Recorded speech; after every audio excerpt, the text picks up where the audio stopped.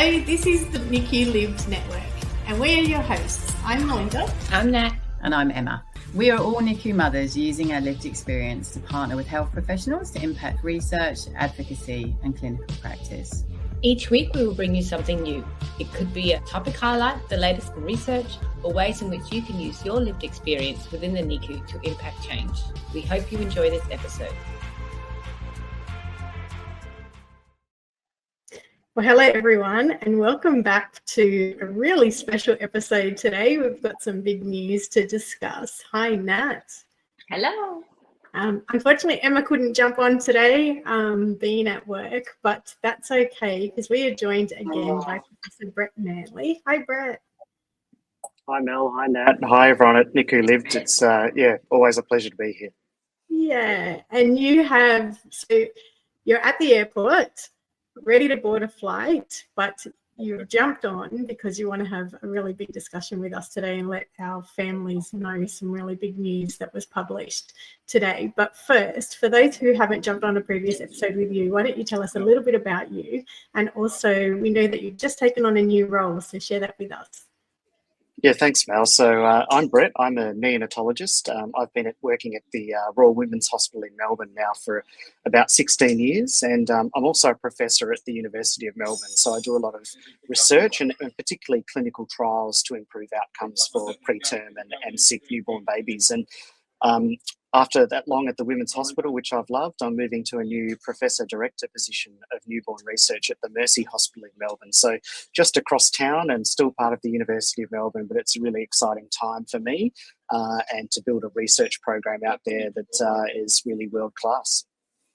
Oh, congratulations. That's fantastic. Amazing.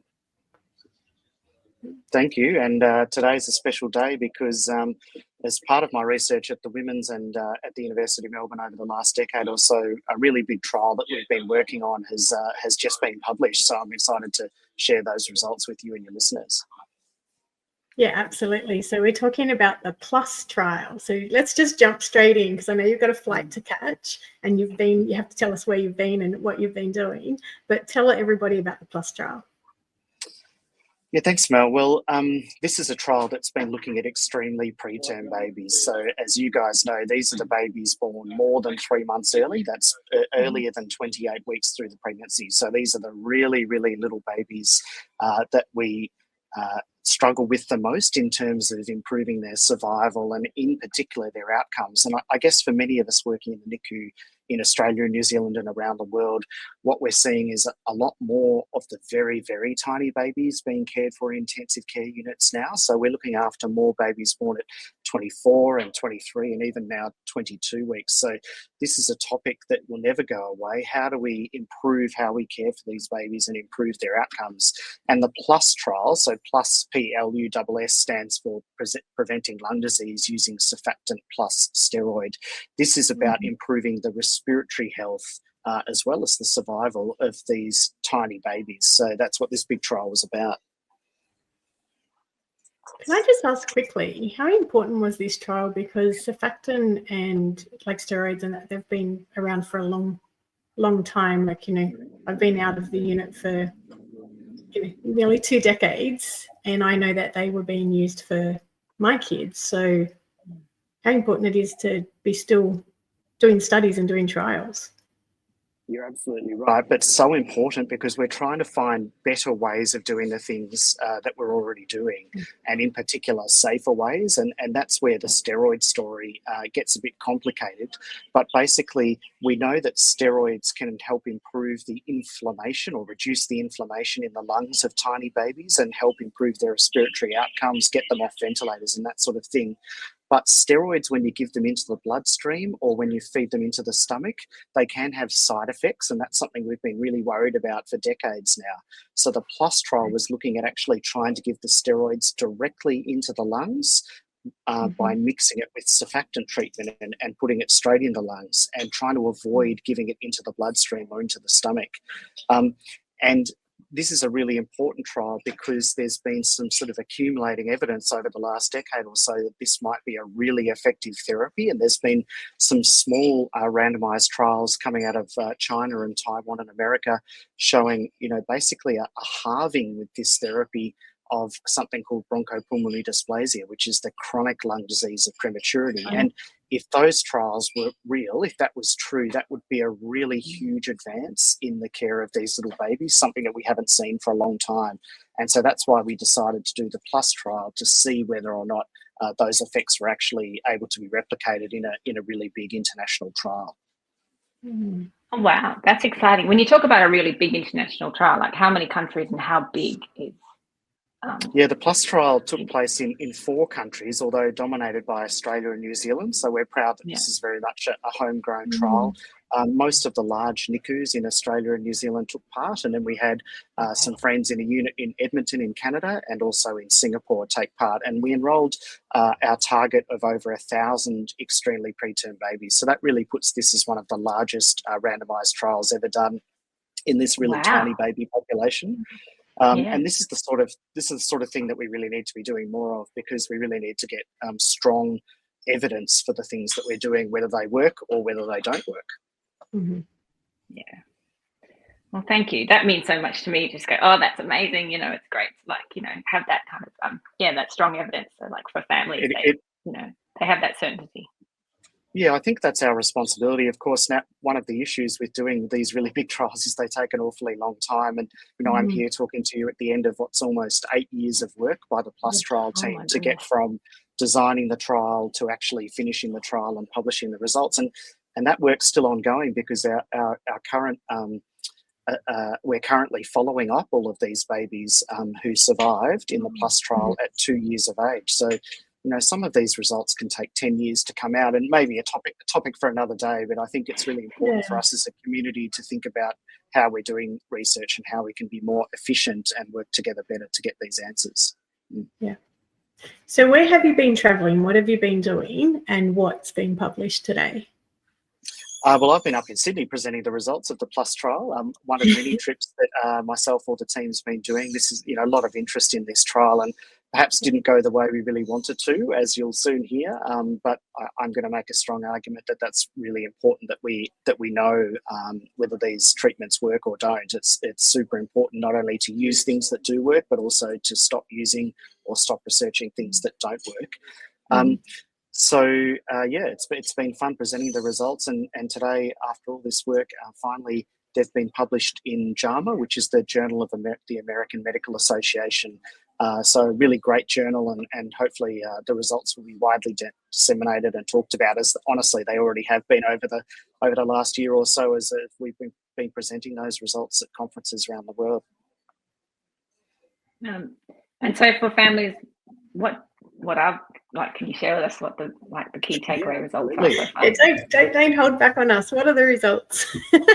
Yeah, well, I'll just summarise the trial for you. So, as I mentioned, this is seeing whether we can combine a steroid, which is called budesonide, and that's got a trade name of Pulmicort. You might have heard of Pulmicort if you've got asthma, or you might have had budesonide or Pulmicort if you had really bad COVID. Excuse me while Qantas makes some announcements.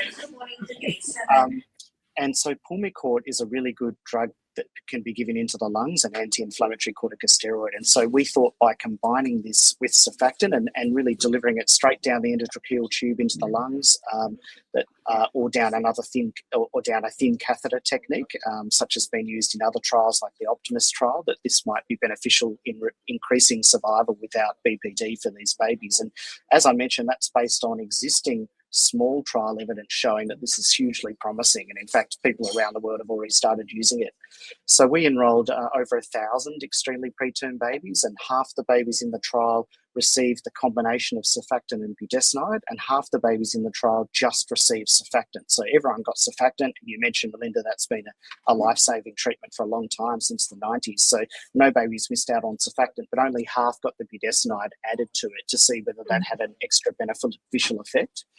And much to our disappointment, I guess it must be said, we only saw a really small effect of the budesonide. You know, there was an increase of only a couple of percent in survival without BPD, which was nowhere near what the previous smaller trials had shown, and wasn't statistically significant. So our takeaway from this, despite all that effort, it's really important to know that this combination, given early in life to these really tiny babies, does not seem to have a big impact on survival or BPD.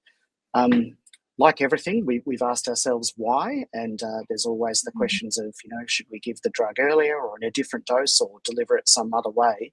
But we think we've got fairly definitive results. And I think now our job is to disseminate this information, talk to families about what it means, and also look at what else the data can tell us, because I mentioned this is a really huge trial, and when you have big trial results like this, there's the opportunity to get more information from this really large cohort of 1,000 babies. What else can we learn? What else can we think about for the future research, and also make sure that there aren't any babies that we can find that actually did benefit from the intervention, even if all the babies put together didn't. So still a lot of work to go.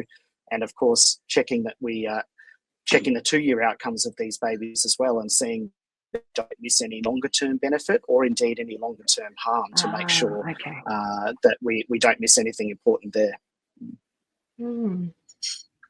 So when you say large trial, so 1,000 babies across 4 countries, that's considered quite large enough to be able to get really significant results compared to, so how many babies would have been in the smaller trials?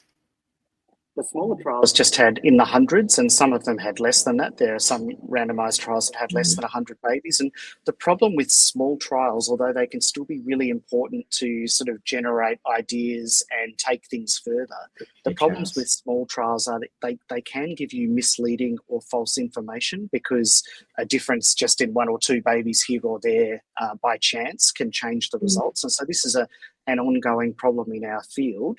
So many of us are trying very hard to what we call properly power our trials to make sure we can get important results.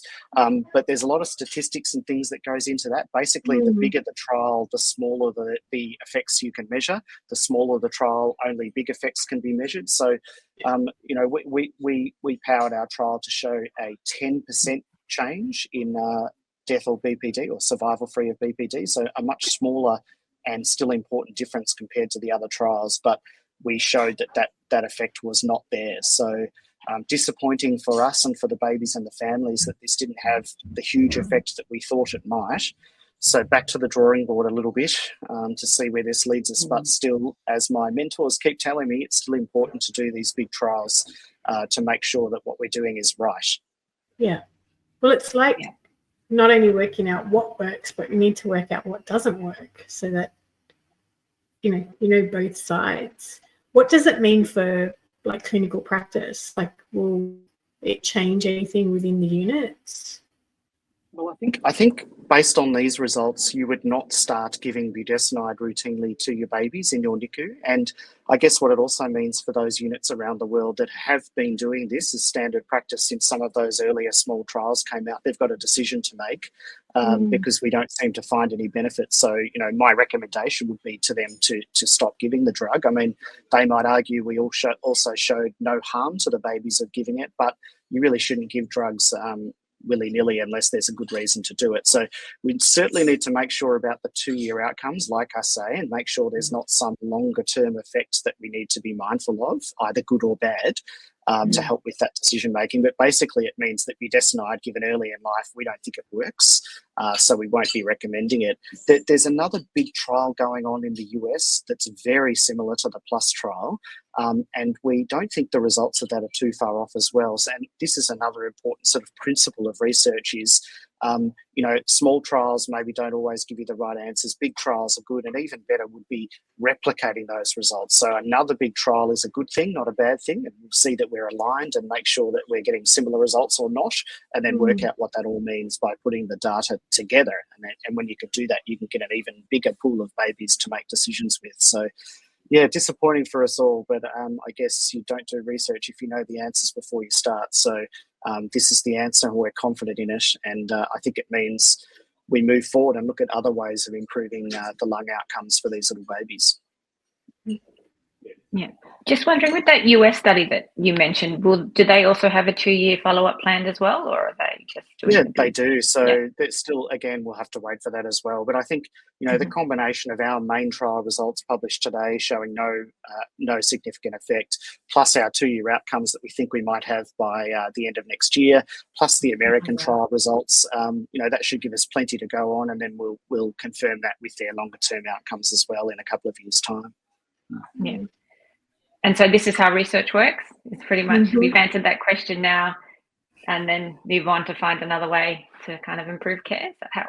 Well, this is how research currently works, Nat, but I think we need to do things better. So this is a good example, isn't it? Whilst we're very proud of this trial, it's taken sort of 7 or 8 years to get to this point to get one answer, and the one answer in this case is it didn't work. So that's disappointing. It took a long time, and I think personally that there's better ways to do research. So you know that I've been involved with something called the Platypus trial, which is something called an adaptive platform trial with Claire Whitehead, an obstetrician, and a whole lot of other clever people. And we think that we can change the way research is done by using research platforms to try and answer more than one question at a time. And I think that is something that we really need to think about as a community, because it's just so costly and it takes such a long time to get one answer, and it's a strong evidence-based answer. But then the next question is, well, what if you changed the dose, or what if you gave it at a different time, or what if you used a different drug?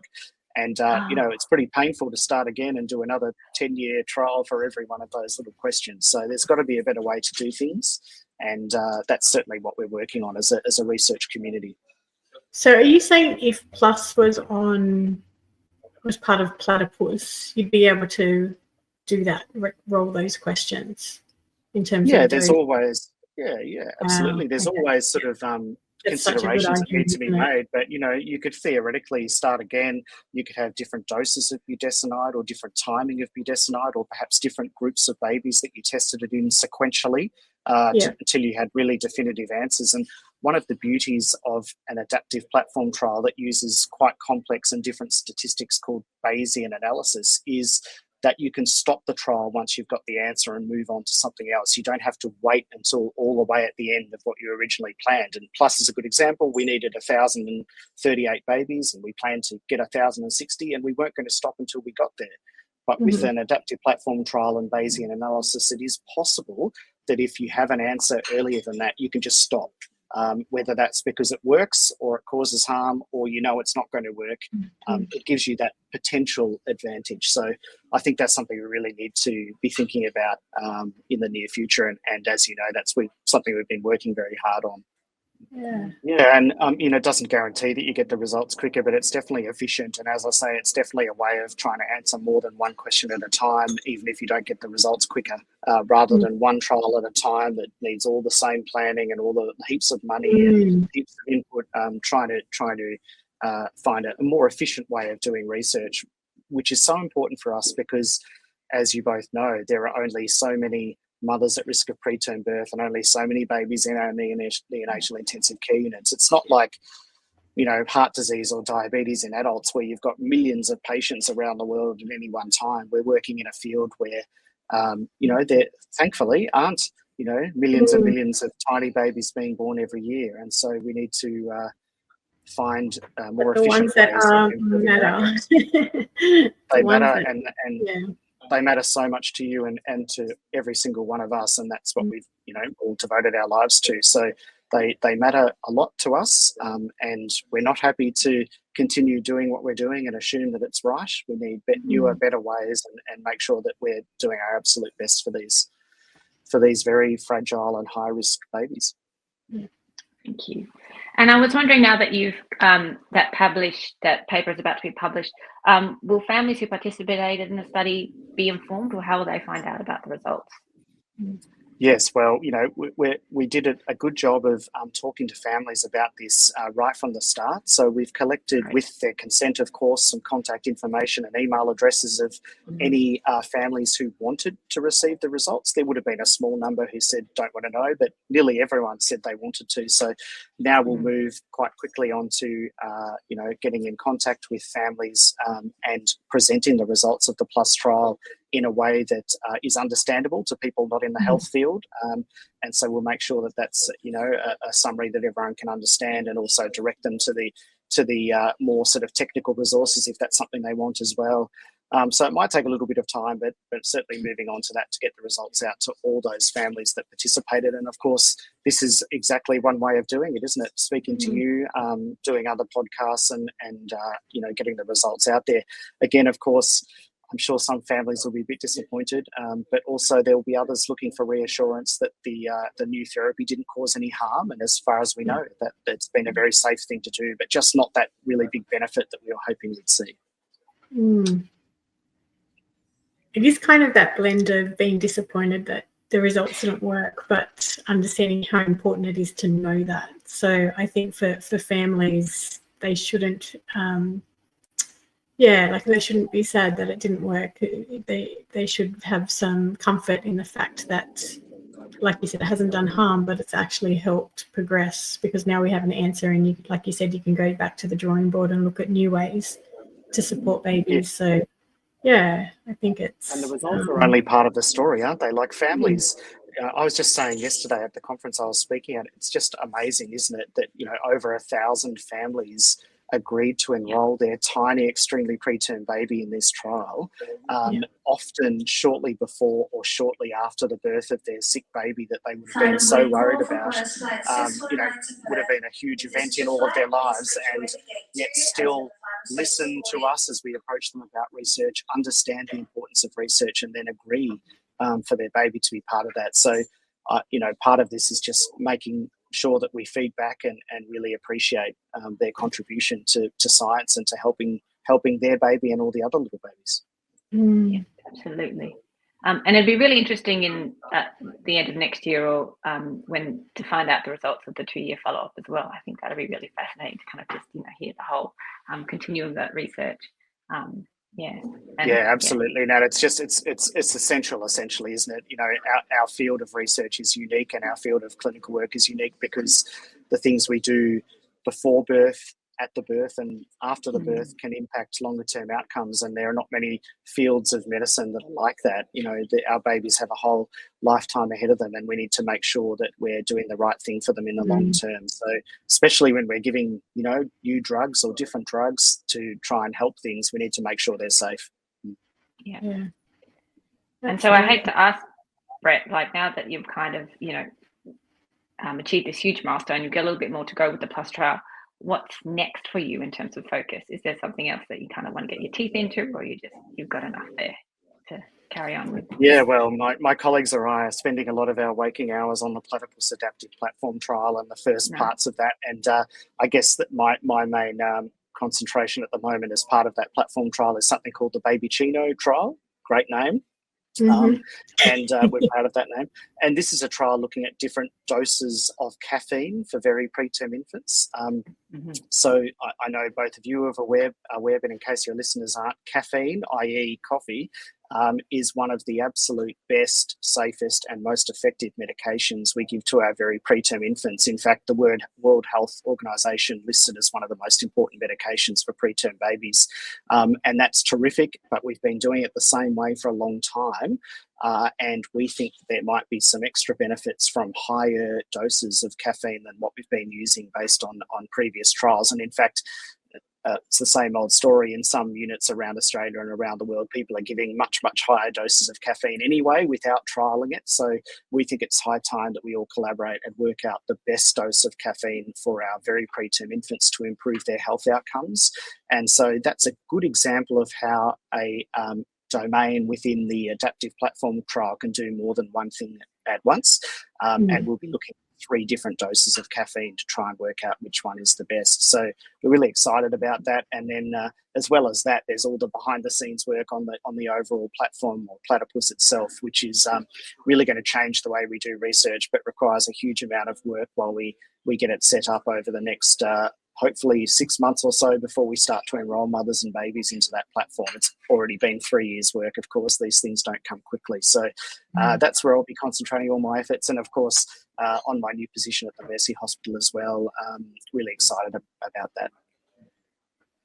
Well, I know that we've already done an episode on Platypus, so which is great, so people can go back and watch that. But we need to do one on Baby Chino, which always I do love the name, but I always look back that when I found out that Dylan was getting caffeine in the unit, my first thing was, but I was told to stop coffee throughout my whole pregnancy, and then they get born and then you're giving it to them. So yeah, definitely a very ironic, very isn't it? important drug. Yeah, very ironic. But yeah, as I say, it really is a good drug for babies. All parents have the same reaction as you, Mel. Like the first time that they hear their baby's getting caffeine, they're like, "What do you mean caffeine? Like coffee caffeine?" Yep, exactly like coffee caffeine. So, but there you go. It's funny how these things happen, but yeah, caffeine is just a really important drug for us. So hopefully we can help sort of educate how best we should be using it moving forward.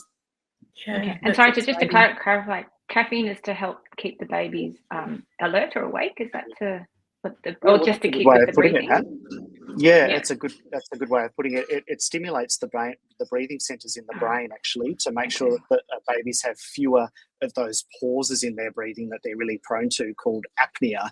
And with those apneas where they pause breathing, the oxygen tends to go down before it comes back up again. And we think that there's fairly strong evidence that reducing those apneas and breathing pauses and drops in the saturations are good in the long term. And there's a huge trial called the CAP trial from almost 20 years ago now that has shown that that's good for babies in the longer term, having caffeine to reduce those pauses. But actually caffeine's a really interesting drug. It's got some anti-inflammatory properties as well. So it might be working in more than one way. We know that how we're using it currently at a lower dose seems to be both safe and effective into the longer term, even into childhood. But as I say, there's accumulating evidence that a higher dose might even be better, and we need to know that because we need to optimize the way we do things, not just sort of do one way for 20 years and not change. So that's what we're trying to do with the Baby Chino trial.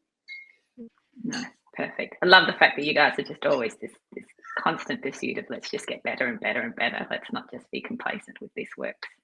It helps when you love your job, Nat. So it's busy and sometimes stressful, but it's just exciting to be part of these trials and to try and keep things moving along. I think probably the most important thing is that everyone's working together better in our research community, especially across Australia and New Zealand, where we've had this long history of working well together, but we could be even more efficient than we have been, and really get some of these big questions answered in good time, and make an ongoing contribution to the research worldwide and improving outcomes for the preterm babies. Well, before you get called to board your flight, is there anything else that you want to tell us, particularly about the PLUSS trial and where parents and families can go and get more information? Yeah, thanks, Mel. Well, as I say, the main manuscript published today in JAMA, JAMA, so people can easily find it on there by just putting it into Google. On the website, we'll be updating that soon with the trial results, which is plusstrial.org, I think it is. And obviously on social media and through podcasts like this, we'll be making sure to disseminate those results. And I'm expecting a fair bit of discussion about the results on forums like Twitter. And then, of course, as I say, getting the information for families that were involved in the trial out to them as soon as we can. Happy for anyone who wants to contact your podcast with any questions about the PLUSS trial or anything else, for you to get me involved in those answers, and I'll do my best to get back to anyone who has questions. Yeah, it'd be interesting for any families that know that their baby took part in the PLUSS trial to reach out and let us know their thoughts, what the experience was, and now that the results are out, anything that they want to share with us or ask any questions, definitely open to that, and we'll make sure that they get in front of you. And as always, before we finish, Mel and Nat, can I just put a big thank you out to all of those families? Like, almost brings me to tears thinking about how generous families are. You both know what it's like having a sick baby in the intensive care unit, and at that time of their lives, at that moment in their lives, to still consider the greater good is just an incredible thing. And I'm not for a second suggesting that everyone must be part of research, but even just to hear about it, even if the ultimate answer is no for very good reasons, then we really appreciate that as a community. And we're all here doing our best for the babies ultimately. So yeah, huge thank you to all those families that considered taking part in the PLUSS trial, and of course to those who did. Yeah. And that's what the honour is for us, even having these conversations, is how can we continue to have open the door for families so that they can see what's going on in the units and understand the role that they can play. It's very humbling, and you're right. It's a really big decision for parents to say yes to trials, but if we can help show what it means and how it works and what that looks like, I think, it's a really big honor for us as well. So congratulations to you and the entire team, even though the results aren't what you expected, but having results is what's important. And like you said, you don't do research if you already know what the answer is. So you got your answer, which is amazing. Thanks, and thanks again for having me, Mel, and Matt. It's I really appreciate these opportunities, and I hope that they're useful for families out there to learn more about neonatal care. So thank you. Thank you. And enjoy your flight back home. Yeah. Thanks. Yeah. 2 minutes to go. Bye, everyone. Oh, really? We did it.